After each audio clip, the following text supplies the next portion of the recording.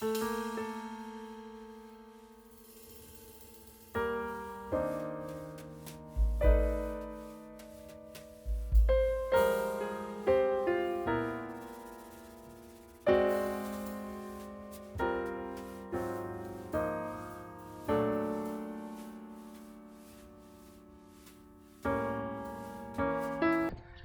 tatkala kita berbicara tentang perubahan, maka kita berbicara tentang orang-orang yang muda.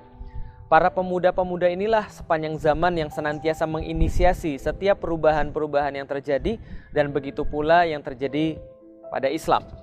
Saat Rasulullah SAW memulai dakwanya di Makkah, maka beliau mengumpulkan 40-an para sahabat, dan sahabat-sahabat ini mereka berusia 85%-nya kurang daripada 30 tahun. Karena itulah pemuda identik dengan perubahan.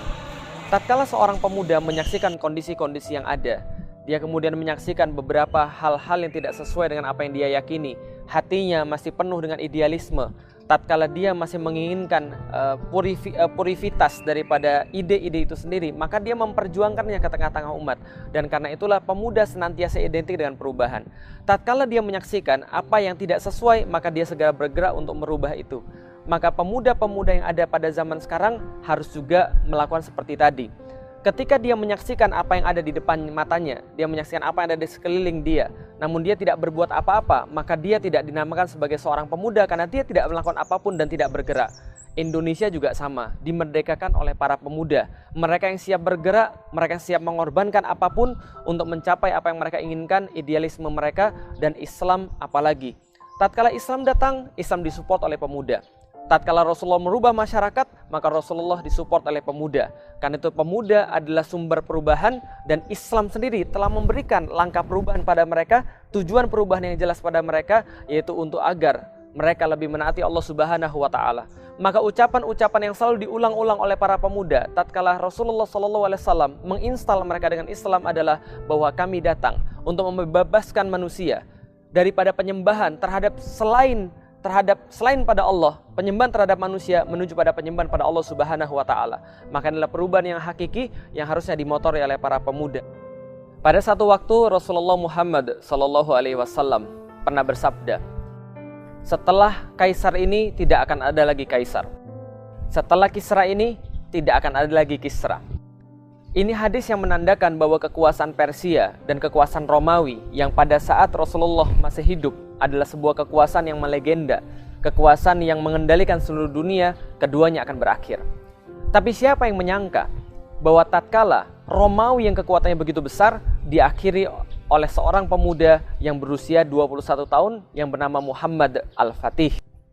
Apa yang terbayang di benak kita tatkala kita mendengar tentang dakwah? Pasti kebanyakan di antara kita merasa bahwa dakwah ini adalah tugasnya para ustadz. Dan apa yang di benak kita tatkala kita mendengarkan tentang ustadz? Orang yang berjenggot, sudah tua, lalu kemudian menyampaikan Islam. Banyak orang salah kaprah dan menganggap bahwa dakwah adalah tugas sebagian orang saja, tugas ustadz saja.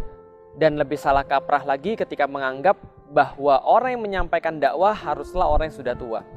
Bertentangan dengan awal-awal ketika Rasulullah SAW membina para sahabat, menjelaskan pada mereka Al-Quran, maka Rasulullah mempunyai seorang murid yang sangat hebat, pemuda bernama Abdullah bin Mas'ud. Ibnu Mas'ud adalah seorang yang pernah dikontak oleh Rasulullah, lalu kemudian dia mengkaji Islam, mempelajari Al-Quran. Dengan jiwa muda ini, suatu saat ketika Rasulullah SAW berkata pada para sahabat, siapa di antara kalian yang ingin menyampaikan Al-Quran kepada orang-orang Quraisy? Maka seluruh sahabat mereka berebut untuk menjadi siapa yang ingin menyampaikan Al-Quran. Namun mereka juga menimbang risiko apa yang akan mereka hadapi tatkala mereka menyampaikan Al-Quran di tengah orang-orang Quraisy yang pada saat itu sangat menentang perkataan Muhammad SAW. Maka Ibnu Mas'ud lalu mengatakan, biar saya membacakan Al-Quran kepada mereka. Semua orang terkaget-kaget. Ini anak bukanlah orang terpandang, bukanlah seorang bangsawan. Dikhawatirkan tatkala dia menyampaikan Al-Quran pada orang-orang Quraisy, maka akan menimpa kepada dia musibah demi musibah tatkala dia menyampaikan Al-Quran. Maka mereka mengatakan pada Ibnu Mas'ud, wahai Ibnu Mas'ud, apakah engkau tidak takut bahwa akan terjadi sesuatu pada dirimu sementara tidak ada yang bisa membela engkau, wahai Ibnu Mas'ud?